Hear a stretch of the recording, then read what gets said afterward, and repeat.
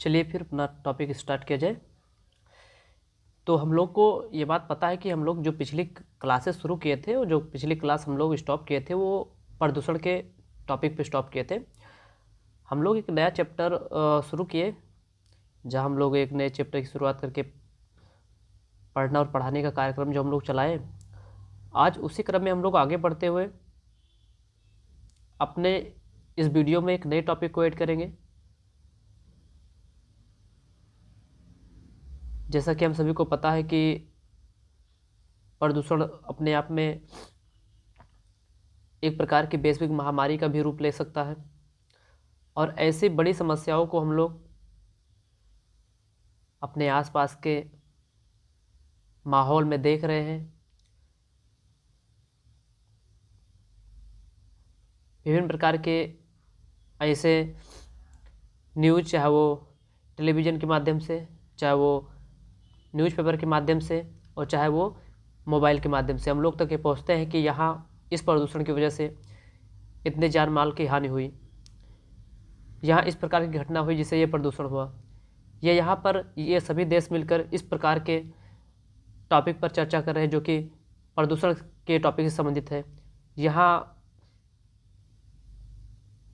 कुछ देश मिलकर जलवायु पर चर्चा कर रहे हैं। ऐसे ढेर सारी न्यूज़ हम लोग सुनते रहते हैं। दरअसल ये सभी न्यूज़ जो होती है वो प्रदूषण को कवर करती है। जलवायु प्रदूषण, जैसे अगर हम लोग ध्यान से देखें तो भी जलवायु परिवर्तन का एक टॉपिक बेहद ही महत्वपूर्ण रूप ले लिया है, जहाँ पर विभिन्न देश, चाहे वो विकासशील देश हो चाहे वो विकसित देश हो, सभी देश इस होड़ में लगे हुए कि जलवायु परिवर्तन को रोका जाए। कहीं ना कहीं जलवायु परिवर्तन का कारण होता है तापमान परिवर्तन, तापमान बढ़ना घटना, और इस तापमान के बढ़ने घटने में महत्वपूर्ण भूमिका निभाती है गैसें। और हम लोग कहे थे कि वायुमंडल या पर्यावरण, प्रदूषण क्या होता है? पर्यावरण की गुणवत्ता में जब हार्श हो जाता है तो किसका रूप लेता है? प्रदूषण का। और जो पर्यावरण है किससे किससे मिलकर बनता है? तो सभी जैविक तथा अजैविक घटकों से मिलकर बनता है। तो अगर वायु की गुणवत्ता में कमी आती है तो वायु प्रदूषण, मृदा की गुणवत्ता में कमी आती है तो मृदा प्रदूषण, जल के प्रदूषण में कमी आती है तो जल प्रदूषण। और ये जो प्रदूषण होते हैं वो कुछ विशेष प्रकार के प्रदूषक से होते हैं। और प्रदूषक क्या होते हैं? प्रदूषक ऐसे पदार्थ होते हैं जो क्या करते हैं? प्रदूषण करते हैं। तो ये जो टॉपिक हम लोग कवर कर रहे थे और उसी कवर टॉपिक में हम लोग आगे बढ़ रहे थे, क्योंकि थोड़ा सा डिस्टर्बेंस होने की वजह से बीच में क्लासेस नहीं आ पाती, लेकिन हम लोग इस चैप्टर को अच्छे से कवर करेंगे और देखेंगे कि यहाँ से कोई ऐसा टॉपिक ना रहे जो छूट जाए, क्योंकि एग्ज़ाम बेहद ही महत्वपूर्ण होता है हम लोग के लिए। पूरे साल के मेहनत होती है जो 1.5 घंटा 2 घंटा 2.5 घंटा के उस एग्ज़ाम हॉल में हम लोग को डिसाइड करना होता है कि हम लोग साल भर मेहनत किए। तो इस साल भर के मेहनत में स्पीड में भाग के नहीं मेहनत करना है, सभी टॉपिक को कवर करते हुए आगे बढ़ना है। तो चलिए टाइम ना लॉस करते हुए हम लोग शुरू करते हैं। जैसा कि हम लोग पहुँचे थे प्रदूषण का टॉपिक हम लोग उस चैप्टर में उस वीडियो में कवर किए थे। आज हम लोग शुरू करेंगे अपना टॉपिक सीधा, टाइम खराब न करते हुए, प्रदूषण के प्रकार से। कहाँ से? प्रदूषण के प्रकार से। चलिए फिर टॉपिक शुरू किया जाए। आज हम लोग का टॉपिक का नाम रहेगा प्रदूषण के प्रकार। किसके प्रकार? प्रदूषण के प्रकार। प्रदूषण क्या होते हैं? ये प्रदूषण क्या है? प्रदूषण एक ऐसी घटना है जिससे क्या होता है? पर्यावरण की गुणवत्ता में क्या हो जाता है? हार्श हो जाता है। प्रदूषक क्या होते हैं? सभी पदार्थ जो प्रदूषण करते हैं प्रदूषक कहलाते हैं। चलिए हम लोग अगर ध्यान से देखें तो मुख्यतः प्रदूषण तो वैसे कई भागों में प्रदूषण को बांटा गया है, कई रूप दिया गया है प्रदूषण के, लेकिन मुख्यतः जो हम लोग को पढ़ना रहता है, जो कि जनरली सभी लोगों को पता होता है, वो होता है वायु प्रदूषण।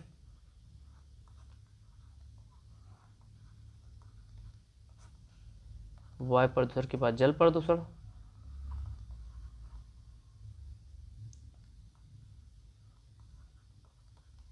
जल प्रदूषण, जल प्रदूषण के बाद वायु प्रदूषण, जल प्रदूषण, ध्वनि प्रदूषण, ध्वनि प्रदूषण के बाद मृदा प्रदूषण, मृदा प्रदूषण, मृदा प्रदूषण के बाद रेडियोधर्मी प्रदूषण,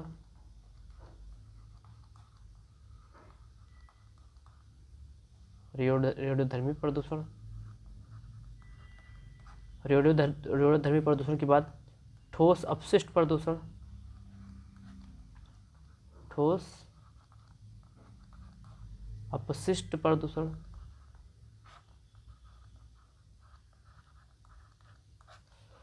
ठोस अपशिष्ट के बाद प्लास्टिक प्रदूषण,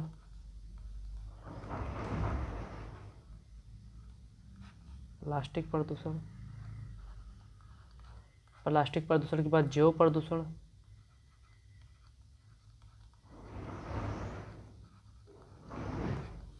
जैव प्रदूषण के बाद जैव उपचार,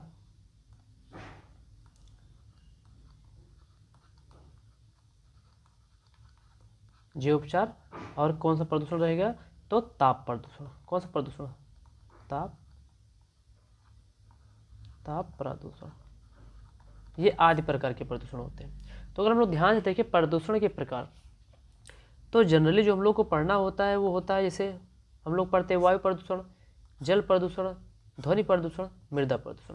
इसके अतिरिक्त भी प्रदूषण के प्रकार होते हैं जो बेहद इंपॉर्टेंट होते हैं और क्वेश्चन के एग्जाम के दृष्टिकोण से महत्वपूर्ण हो जाते हैं। जैसे रेडियोधर्मी प्रदूषण, ठोस अपशिष्ट प्रदूषण जिसमें पॉलीथीन आ जाता है, प्लास्टिक प्रदूषण जैसे हम लोग पानी का बोतल लेते हैं, पीने के बाद वहाँ उसे फेंक देते हैं, जैव प्रदूषण, विभिन्न प्रकार की कीटनाशक दवाइयों का प्रयोग हम लोग करते हैं, जैव उपचार, और ताप प्रदूषण। ये सभी प्रकार के प्रदूषण जो होते हैं वो प्रदूषण के प्रकार होते हैं। इन सभी प्रकार के प्रदूषणों को हम लोग एक एक करके पढ़ेंगे, कोई भी प्रकार का प्रदूषण छूटने नहीं पाएगा। ये ऐसा ना हो कि हम लोग कोई एक टॉपिक स्किप करें वही टॉपिक एग्जाम में आ जाए। तो चलिए अब हम लोग शुरू करते हैं अपने टॉपिक को वायु प्रदूषण से। अच्छे से पढ़ते हुए चलेंगे, जल्दबाजी नहीं। टॉपिक 2 क्लास एक्स्ट्रा बनेगी लेकिन सभी टॉपिक कवर होंगे, ठीक। तो चलिए देखिए ध्यान से।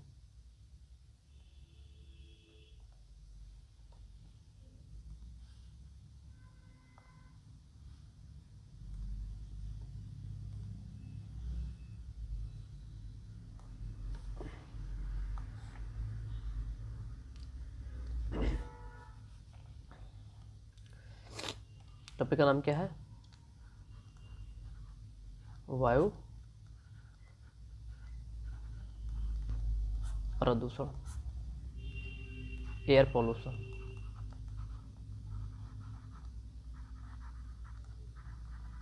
एयर पोल्यूशन, ठीक। चलिए अब वायु प्रदूषण क्या है, सोचने वाली बात होती है, क्योंकि अगर हम लोग ध्यान से देखें तो हम लोग को टॉपिक का नाम ही है क्या, वायु प्रदूषण। तो प्रदूषण तो हम लोग को पता है जिससे क्या हो, गुणवत्ता में कमी आए। किस में कमी आए? गुणवत्ता में कमी। अब देखना है किसकी गुणवत्ता में कमी आ रही है। तो अगर वायु की गुणवत्ता में कमी आ रही मतलब क्या है, वायु प्रदूषित है, वायु में प्रदूषण है, मतलब वायु की गुणवत्ता में कमी आना ही क्या कहलाता है, वायु प्रदूषण कहलाता है। लेकिन ये वायु क्या है तो याद रखिए, जैसे हम लोग देखे थे वायु जो होता है वो गैसों का समूह होता है। क्या होता है? गैसों का समूह। तो गैसों का समूह ही तो होता है क्या, वायु। तो अगर देख लिया जाए तो मान लीजिए ये है वायु, वायुमंडल है। वायुमंडल हम लोग ध्यान से देखें तो वायुमंडल क्या होता है, तो जो ये वायु से वायुमंडल पे देख लेते हैं, क्योंकि वायु मतलब गैसों का समूह ही तो होता है वायुमंडल। हम लोग वायु प्रदूषण पढ़ रहे मतलब को क्या प्रदूषित हो रहा है, वायुमंडल प्रदूषित हो रहा है। थोड़ा सा डिस्टर्बेंस है, बोलने में थोड़ा सा प्रॉब्लम हो रहा है तो थोड़ा एडजस्ट करिए, बाकी तो पढ़ा ही रहे। तो देखिए वायुमंडल, ठीक। वायु क्या होता है, वायु क्या होता है, वायु मतलब गैसों का समूह ही होता है, मतलब वायुमंडल। अगर हम लोग ध्यान से देखें तो एक शब्द आता है वायुमंडल। वायुमंडल क्या था, तो वायुमंडल पृथ्वी का कवच होता है। क्या होता है, मान लीजिए ये है स्थल और यहाँ पर कोई व्यक्ति क्या है, खड़ा है। हम लोग बताए थे वायुमंडल क्या होता है। तो इस व्यक्ति के चारों तरफ गैसों का जो समूह बन रहा है ये क्या है, ये वायुमंडल है। अर्थात जो वायुमंडल होता है वो पृथ्वी का कवच होता है। क्या होता है, तो वायुमंडल क्या होता है, वायुमंडल पृथ्वी का कवच होता है। क्या होता है, पृथ्वी का कवच। उस प्रकार अगर हम लोग ध्यान से देखें तो ये जो मनुष्य है, ये मनुष्य किससे घिरा हुआ है, गैसों के समूह से। ठीक, और उसी गैसों के समूह में अगर क्या आ जाए, उसकी गुणवत्ता में कमी आ जाए, मतलब ये क्या हो गया, ये जो पृथ्वी के चारों तरफ एक समूह है बादल वो गैसों का, जिसे हम लोग वायुमंडल कह रहे हैं, अगर इसी वायु के समूहों में या इसके गुणवत्ता में कमी है तो हम लोग कहेंगे कि वायु का जो मंडल है वो क्या हो गया, प्रदूषित हो गया। अब पहले ये पता करें कि वायुमंडल में कौन कौन सी गैसें कितने कितने परसेंट पाई जाती है। तुम लोग को पता है कि वायुमंडल में ऑक्सीजन पाया जाता है 20.95%। कितना, 20.95%, अर्थात 21% भी कहा जाता है इसे। कितना प्रतिशत, 21%। लेकिन इसी में अगर हम लोग ध्यान से देखें तो इसी वायुमंडल में नाइट्रोजन है। कौन सी गैस है, नाइट्रोजन। कितने प्रतिशत, तो 78%। कितने प्रतिशत, 78, मतलब 78.09% कौन सी गैस पाई जाती है, नाइट्रोजन गैस पाई जाती है। इसी में अगर हम लोग ध्यान से देखें तो इसी में है कार्बन डाइऑक्साइड। कौन सी गैस, कार्बन डाइऑक्साइड, अर्थात CO2। ये कितने प्रतिशत, 0.03%। ठीक, इसी में अगर हम लोग ध्यान से देखें तो इसी में पाई जाती है आर्गन। कौन सी गैस, आर्गन। आर्गन कितने प्रतिशत, तो आर्गन है 0.93%। कौन सी गैस, आर्गन। कितना है, 0.93%। ठीक, इसके अतिरिक्त भी इसमें कुछ, जैसे कौन से गैस, जलवाष्प पाई जाती है। इसके अतिरिक्त क्या पाया जाता है, हाइड्रोजन पाया जाता है। इसके अतिरिक्त क्या पाया जाता है, हीलियम पाया जाता है। हीलियम पाया जाता है। इसी में ओजोन पाया जाता है। इसी में क्रिप्टॉन पाया जाता है। क्या पाया जाएगा, क्रिप्टॉन। इसी में नियान पाया जाएगा, नियान। इसी में जेनान पाया जाएगा।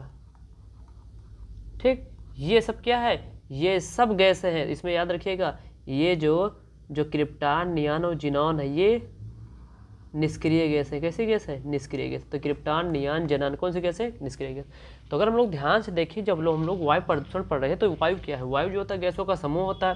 अर्थात पृथ्वी के चारों तरफ जो एक कवच सा फैला है गैसों का, उसी को हम लोग कहते हैं वायुमंडल। और उसी वायुमंडल में अगर हम लोग ध्यान से देख रहे हैं तो उसी वायुमंडल में जो ऑक्सीजन पाया जा रहा है, क्योंकि हम लोग बताए थे कि जो वायुमंडल होता है गैसों का समूह होता है, उसी वायुमंडल में जो ऑक्सीजन गैस पाई जाती है वो कितने प्रतिशत, वो पाई जाती है 21%, अर्थात 20.5% कहा जाता है। वैसे हम लोग औसतन 21% मानते हैं। उसी में कार्बन डाइऑक्साइड की मात्रा कितना है, 0.03%। उसी में अगर हम लोग ध्यान से देखें तो आर्गन कितना पाया जाता है, 0.93%। तो वायुमंडल में आर्गन गैस कितनी पाई जाती है, वायुमंडल में आर्गन गैस जो पाई जाती है वो 0.3% पाई जाती है। उसी में अगर हम लोग ध्यान से देखें तो नाइट्रोजन की मात्रा सबसे अधिक होती है। कितना, 78.09% होती है। इसके अतिरिक्त वायुमंडल में जलवाष्प पाए जाते हैं, जो जल वाष्प होकर ऊपर उठ जाता है और बादल को रूप लेता है, वो पाया जाता है जलवाष्प। इसी में हाइड्रोजन पाया जाता है। इसी में हीलियम गैस पाया जाता है। इसी में ओजोन पाया जाता है। इसी में कुछ निष्क्रिय गैस भी होती है, जैसे क्रिप्टॉन, नियान और जेनॉन। तो याद रखिए, इन सभी गैसों से मिलकर क्या बनता है, वायुमंडल। और उसी वायुमंडल में हम लोग क्या पढ़ रहे हैं, वायु प्रदूषण। ठीक, चलिए अब अगर हम लोग ध्यान से देखें तो हम लोग देखें, अब देखिए वायु प्रदूषण, तभी हम लोग देखें कि वायुमंडल में कितनी कितनी कौन कौन सी गैसें पाई जाती हैं। लेकिन अगर कहीं ऐसा हो,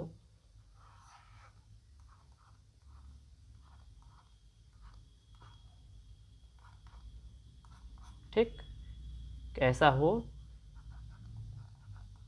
कि कभी मानवीय मानवीय मानवीय प्रवृत्ति की वजह से, मानवीय प्रवृत्ति, और इधर हम लोग देख ले रहे हैं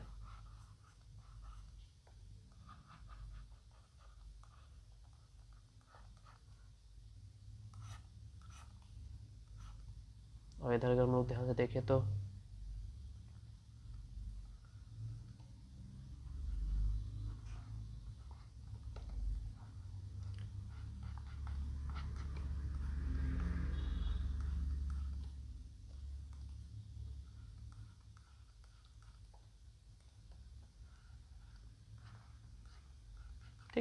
भैया प्राकृतिक प्रवृत्ति, प्राकृतिक प्रवृत्ति। ठीक, तो चलिए वायु प्रदूषण को देखा जाए। तभी हम लोग वायुमंडल देखें, वायुमंडल में वायु देखें, वायुमंडल में कितनी गैसें होती हैं, कौन कौन सी गैसें कितनी प्रतिशत होती हैं। तो कभी ऐसा हो कि उसी वायुमंडल में, चाहे वो मानवीय गतिविधि की वजह से हो और चाहे वो प्राकृतिक गतिविधि से हो, क्या आ जाए, गैसों की जो निश्चित मात्रा पाई जा रही है वहाँ पे, तो याद रखिए कभी ऐसा हो कि मानवीय प्रवृत्ति की वजह से या प्राकृतिक प्रवृत्ति की वजह से, कभी वायुमंडल के गैसों की जो निश्चित मात्रा है उसी निश्चित मात्रा में क्या हो जाए, परिवर्तन हो जाए। क्या हो जाए, परिवर्तन। तो ये मान लिया जाएगा कि वायु क्या हो गया है, वायु दूषित हो गया है। या फिर क्या हो कि उसी वायुमंडल के जहाँ गैसों की मात्रा जो थी क्या थी, निश्चित थी, जैसे कार्बन डाइऑक्साइड 0.03%, नाइट्रोजन 78%, अगर उन्हीं के गैसों की निश्चित मात्रा में परिवर्तन आ गया तब भी मतलब कुछ ना कुछ हुआ। ठीक, तब भी क्या हो गया, वायु प्रदूषित हो गया। या फिर कुछ अन्य विस्कात गैसें क्या हो जाए, शामिल हो जाए। क्या हो जाए, अन्य विस्कात गैसें क्या हो जाए, वायुमंडल में गैसें क्या हो जाए, शामिल हो जाए।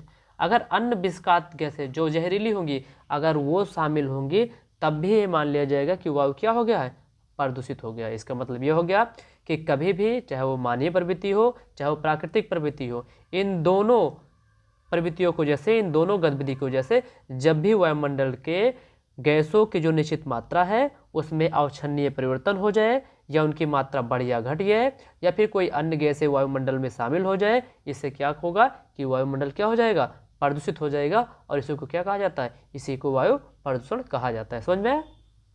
चलिए एक बार फिर से देख लिया जाता है, किसी भी गतिविधि की वजह से, चाहे वो मानव गतिविधि हो चाहे वो प्राकृतिक गतिविधि हो, अगर ऐसी कोई भी गतिविधि हो रही है जिससे वायुमंडल की जो निश्चित मात्रा में गैसें पाई जाती हैं उन गैसों की मात्रा बढ़ती है या घटती है, या कोई अन्य गैसें वायुमंडल में शामिल हो जाती हैं जिससे वायुमंडल में क्या हो जा रहा है, अवांछनीय परिवर्तन हो जा रहा है, तो ये सब के सब किसके रीजन हो जाएंगे, वायु प्रदूषण के कारण हो जाएंगे। और इसी को हम लोग क्या कहेंगे, वायु प्रदूषण कहेंगे।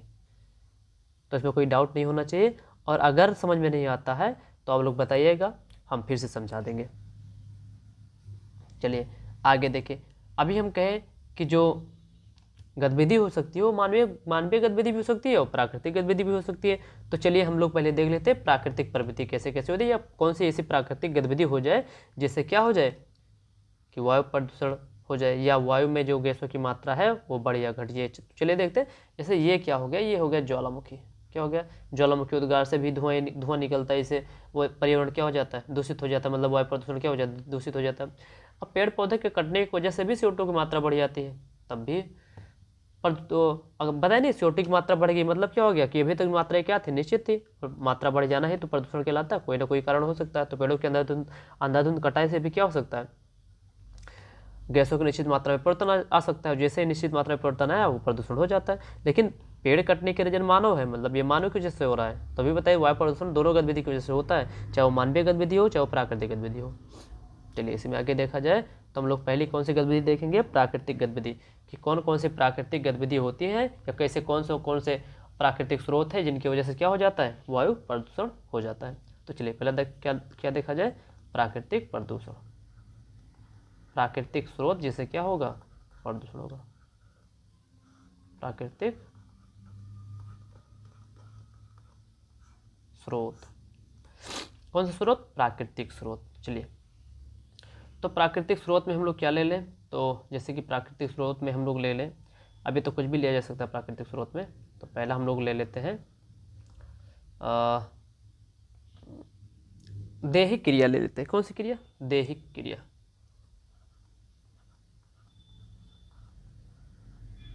दैहिक कौन सी क्रिया, तो दैहिक क्रिया हो जाएगा। दैहिक क्रिया की बात,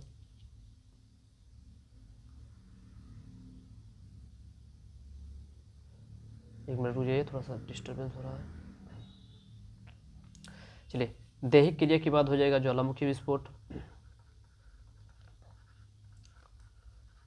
ज्वालामुखी विस्फोट, ज्वालामुखी विस्फोट के बाद हो जाएगा भूकंप। आदि जो ऐसी क्रियाएं होती हैं जो प्राकृतिक होती हैं, उनसे क्या होता है, उनसे वायु प्रदूषण होता है। जैसे दैहिक क्रिया तो आप लोग को पता है, दाह संस्कार। ज्वालामुखी विस्फोट पे आते हैं हम लोग। तो चलिए, जब भी ज्वालामुखी विस्फोट होता है, जब ज्वालामुखी विस्फोट होता है तो उससे विस्कात गैसें निकलती हैं, उससे लावा निकलता है, और उससे निकलने वाली जो गैसें होती हैं वह वायु को क्या कर देती हैं, प्रदूषित कर देती हैं। और दूसरा हो गया भूकंप। तो भूकंप से भी निकलने वाले जो तरंगे होती हैं, उन तरंगों से भी क्या होता है, वायु प्रदूषित होता है। अर्थात भूकंप की क्रिया भी जब भूकंप की क्रिया होती है तो इससे भी क्या होता है, वायु प्रदूषित होता है। चलिए आगे देखा जाए। इसके अलावा क्या हो जाएगा, इसके अलावा हो जाएगा वनांगनी से। किससे हो जाएगा, वनांगनी से। समझिएगा इसे, वनांगिन, वनांगनी नहीं वनांगिन कहा जाता है इसे, वनांगिन। ठीक, कौन सी प्रक्रिया, वनांगिन, मतलब वनों के जलने से। किसके जलने से, वनों के जलने से भी क्या होता है, वायु प्रदूषित होता है, वनों के जलने से। ठीक, तो चलिए देखा जाए वनों के जलने से कैसे होता है। तो जब एक वन, मान लीजिए ये एक पूरा का पूरा वन है,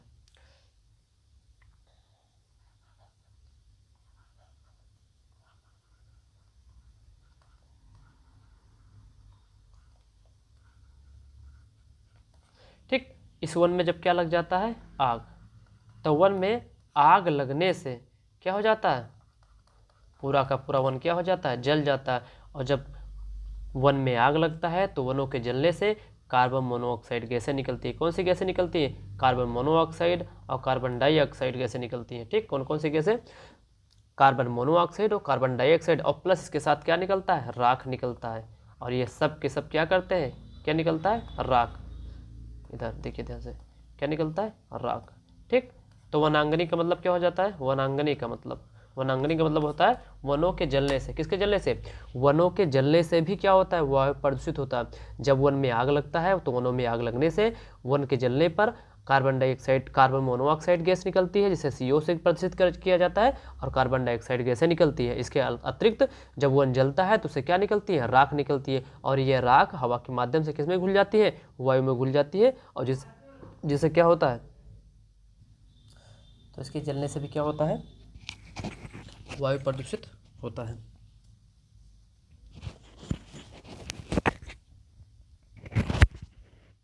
चलिए आगे देखा जाए, इसके अतिरिक्त कौन कौन से कारण हो सकते हैं जिससे वायु प्रदूषित हो।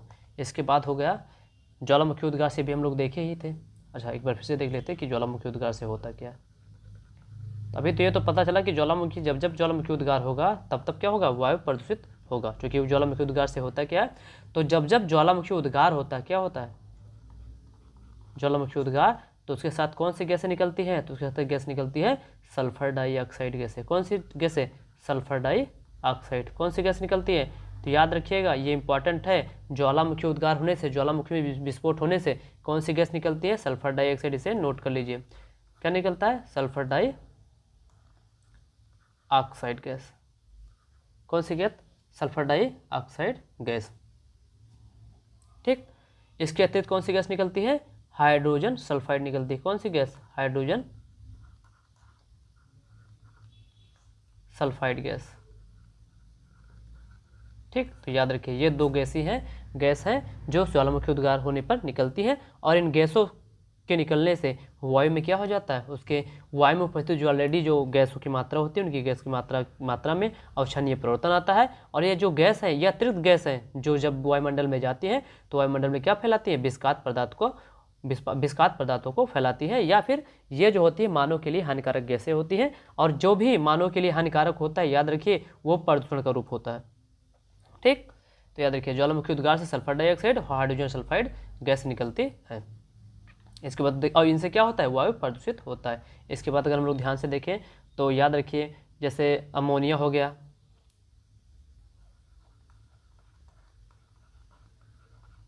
अमोनिया, इसके अतिरिक्त मतलब बता रहे हैं, हालांकि ये ज्वालामुखी उद्गार से केवल यही हाइड्रोजन सल्फाइड और सल्फर डाइऑक्साइड गैस निकलती है। इसके अतिरिक्त अगर हम लोग ध्यान से देखें तो जिसे अभी देखें तो दैहिक क्रिया से, कौन सी क्रिया से? दैहिक क्रिया से। तो दैहिक क्रिया से, अब दैहिक क्रिया से मतलब ये भी तो प्राकृतिक रहेगा, तो दैहिक क्रिया से अमोनिया गैस हो गया, कौन सी गैस? अमोनिया गैस हो गया। नाइट्रोजन हो गया, शरीर के जलने पर अमोनिया, नाइट्रोजन, और नाइट्रोजन डाइऑक्साइड मतलब नाइट्रोजन डाइऑक्साइड हो गया, डाइऑक्साइड से केस किससे प्रदर्शित करते हैं? NO2 से। इसके अतिरिक्त हम लोग ध्यान से देखें तो मीथेन गैस भी निकलती है धान के खेतों से, और कार्बन डाइऑक्साइड जो हम लोग रिलीज करते हैं। ठीक, तो ये भी तो वायु प्रदूषण हो गया, जो कि अगर अतिरिक्त मात्रा में कार्बन डाइऑक्साइड रिलीज होगा तो क्या हो जाएगा, जो कार्बन की निश्चित मात्रा है 0.03%, उसमें क्या हो जाएगा? परिवर्तन हो जाएगा। और किसी भी गैस की निश्चित मात्रा में परिवर्तन हो जाना ही तो क्या कहलाता है? प्रदूषण कहलाता है। अर्थात मीथेन गैस भी किसका कारण है? प्रदूषण का कारण बन सकती है। कार्बन डाइऑक्साइड भी प्रदूषण के कारण बन सकती है, और नाइट्रोजन डाइऑक्साइड भी प्रदूषण का कारण बन सकती है, और अमोनिया भी प्रदूषण का कारण बन सकती है। लेकिन ये सभी कारण कौन से कारण कहलाते हैं? दैहिक कारण कहलाते हैं, दैहिक क्रिया से होने वाले कारण कहलाते हैं। इसके अतिरिक्त हम लोग ध्यान से देखें तो क्या हो सकता है कि मतलब इतने ढेर सारे कारण बन सकते हैं, किसके? वायु प्रदूषण के, और जो किसके द्वारा हो? प्राकृतिक, उनको मानव के द्वारा रिलीज न किया जाए। अब शरीर को जलाया जाएगा तो क्या अमोनिया मानव के द्वारा निकाला जाता है? तो अमोनिया निकला, नाइट्रोजन डाइऑक्साइड निकला, और मानव के द्वारा जो भी हम लोग श्वसन की प्रक्रिया करते हैं, श्वसन प्रक्रिया के अंतर्गत हम लोग ऑक्सीजन को ग्रहण करते हैं और CO2 को छोड़ते हैं। तो याद रखिए, अगर पेड़ पौधे जैसे कम होंगे तो CO2 की मात्रा भी तो बढ़ेगी, लेकिन जो CO2 की मात्रा जो निकल रही है तो प्राकृतिक है, इसे तो हम रोक नहीं सकते। तो ये जो अतिरिक्त CO2 की मात्रा निकलेगी तो वायुमंडल में अतिरिक्त CO2 की मात्रा में क्या कर जाएगी? वृद्धि कर जाएगी, जिससे क्या हो जाएगा? वायुमंडल प्रदूषित हो जाएगा। चूंकि किसी भी वायुमंडल में उपस्थित किसी भी गैस की निश्चित मात्रा में परिवर्तन हो जाना ही क्या कहलाता है? प्रदूषण कहलाता है।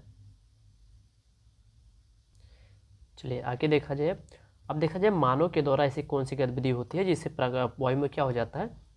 वायु प्रदूषित हो जाता है या फिर वायु प्रदूषण हो जाता है। चलिए, तो हम लोग प्राकृतिक स्रोत तो देख ले कि ऐसे ऐसे प्राकृतिक इतने प्राकृतिक स्रोत है जिसे वायु क्या हो जाता है? प्रदूषित हो जाता है। अब हम लोग देखें मानव कृत कौन कौन से स्रोत हो सकते हैं, या मानव के द्वारा ऐसी कौन सी गतिविधि हो सकती है जिनकी वजह से पर्यावरण में क्या हो जाए? प्रदूषण हो जाए। ठीक, चलिए देखिए, अब दूसरा पॉइंट क्या रहेगा? मानव जनित स्रोत।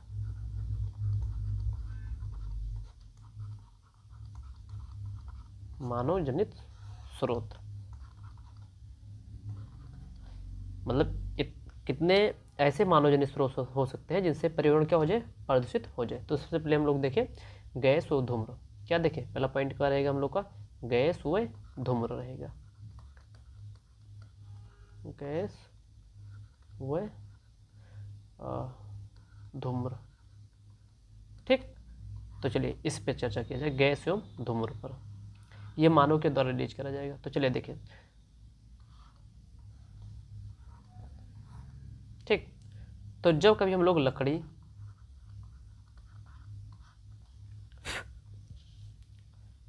कोयला, पेट्रोलियम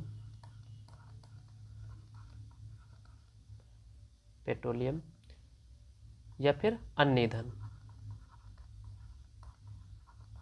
ठीक, तो जब कभी मानव के द्वारा लकड़ी को, कोयला को, पेट्रोलियम को या अन्य ईंधन को जलाया जाता है तो इससे गैस व धूम्र अर्थात धुआं निकलता है। ठीक, चलिए देखा जाए तो जब मानव के द्वारा कभी भी लकड़ी जलाया जाता है, कोयला जलाया जाता है, पेट्रोलियम जलाया जाता है या अन्य ईंधन जलाए जाते हैं तो इनके जलने से ही क्या निकलता है? इनके जलने से धुआं निकलता है। क्या निकलता है? धुआं। ठीक, और धुआं क्या करता है? वायु को प्रदूषित करता है। तो ये मानव जनित स्रोत है जिनकी वजह से क्या हो रहा है? पर्यावरण प्रदूषण हो रहा है। तो इनके जलने से क्या निकला? धुआं निकला। अब याद रखिए, धुआं में एक विस्कात पदार्थ मिला होता है, उसका नाम क्या होता है? पैराक्सी कैसे रहेगा? पैराक्सी, या देखिए इसका नाम सही से लिखिएगा, पैराक्सी। एक मिनट रुक जाइए,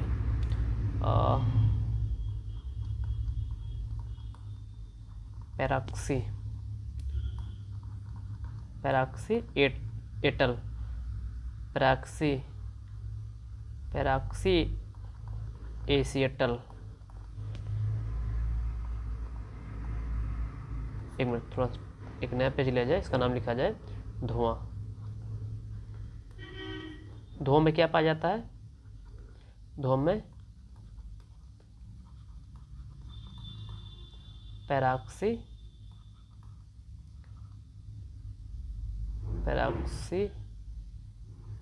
सिएटल सिटाइल, पैराक्सीसिटाइल। ठीक, चलिए एक बार फिर से लिख लिया जाए, तो ये बहुत ज़रूरी है और हमारा हिंदी है कमज़ोर। पैराक्सी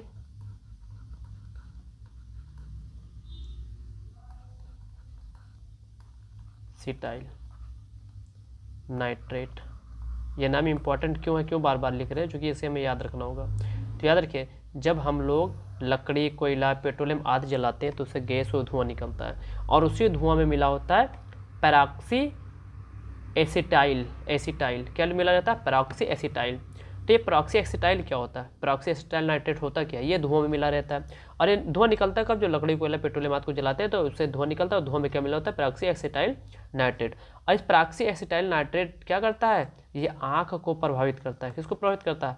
आँख को क्या करता है? अत्यधिक प्रभावित करता है। और ये यूपी से 2018 का क्वेश्चन था। आँख को क्या करता है? अत्यधिक प्रभावित करता है।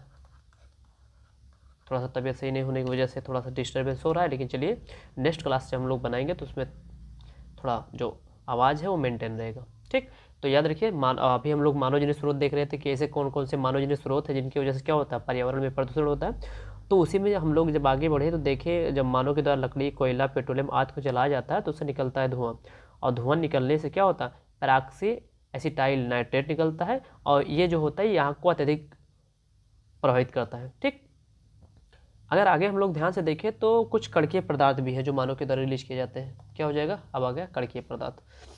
कौन सा पदार्थ? कड़कीय पदार्थ। तो मानव के द्वारा रिलीज किए गए कुछ ऐसे पदार्थ होते हैं जिन्हें हम कड़कीय पदार्थ कहते हैं। कड़कीय पदार्थ भी वायु को प्रदूषित करते हैं। जैसे अगर हम लोग ध्यान से देखें, लकड़ी या कोयला का जब हम लोग दहन करते हैं, क्या करते हैं? लकड़ी, कोयला या पेट्रोलियम, अभी जो देखे थे, जब हम लोग पेट्रोलियम आदि का क्या करते हैं? इन लकड़ी, कोयला, पेट्रोलियम का दहन करते हैं। क्या करते हैं? दहन। तो याद रखिए, इससे कड़कीय पदार्थ भी निकलते हैं। ठीक, कड़कीय पदार्थ छोटे छोटे होते हैं। कड़कीय पदार्थ आप लोग देखे होंगे, धुआं के साथ छोटे छोटे कड़कीय पदार्थ उड़ते हैं। तो एक कड़कीय पदार्थ भी क्या करते हैं? कड़कीय पदार्थ भी वायु को प्रदूषित करते हैं। कड़कीय पदार्थ जिसे पार्टिकुलर मेटल भी कहते हैं, PM कण भी कहते हैं। 2.5 मतलब ऐसे कण जो 2.5 मिमी हो वो क्या कहते हैं? पार्टिकुलेट मेटल कहलाते हैं। और ये क्या करते हैं? वायु को प्रदूषित करते हैं। इसके अतिरिक्त अगर हम लोग ध्यान से देखें तो ऊष्मा हो जाएगा। क्या हो जाएगा? ऊष्मा भी वायु को प्रदूषित करता है। क्या हो जाएगा? ऊष्मा। इसे क्या कहते हैं? हीट कहते हैं। हीट ये किस प्रकार हो जाएगा? तो याद रखिए, जैसे अगर ऊष्मा में देखें तो कुल मिला के ऊष्मा भी मानव के द्वारा एक ऐसी गतिविधि है जो क्या करता है? वायु को प्रदूषित करता है। आगे अगर हम लोग ध्यान से देखें तो कुछ ऐसे गैसें हैं जिनकी मात्रा बढ़ जाने से भी वायु में क्या हो जाता है?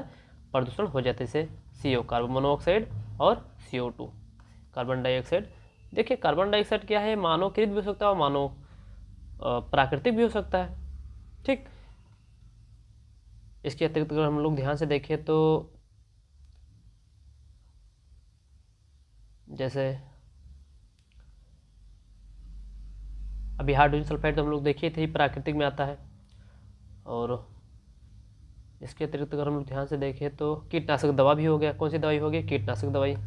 यह कीटनाशक दवाई भी क्या करता है? यह कीटनाशक दवाई भी तो मानव के द्वारा प्रयोग की जाती है, और कीटनाशक दवाई से भी तो प्रदूषण होता है। कीटनाशक दवाई, हालांकि कीटनाशक दवाई से मृदा प्रदूषण भी होता है, लेकिन वायु प्रदूषण भी होता है। इसके बाद धान के खेत से क्या होगा? धान के खेत धान के खेत से मीथेन, मेथेन, मेथेन गैस, ये भी प्रदूषण का कारण बन सकती है। सबसे इम्पॉर्टेंट जो हम लोग पढ़ने वाले हैं, इसी में मानव के द्वारा ही है ये सब, उसमें रहेगा एरोसॉल। तो चलिए एरोसॉल देखा जाए, बाकी तो सब सही है। क्या रहेगा, तो सर राइटिंग पता नहीं कैसे, एरोसॉल।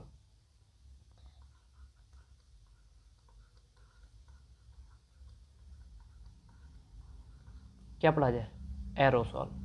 तो अब हम लोग का हेडिंग क्या है, एरोसॉल। ये भी प्रदूषण करने का एक कारण है एरोसॉल, इसकी वजह से भी प्रदूषण होता है। अब ये एरोसॉल क्या होता है, याद रखिए, एरोसॉल ऐसे कण होते हैं जो हवा में लटके होते हैं। ऐसे कण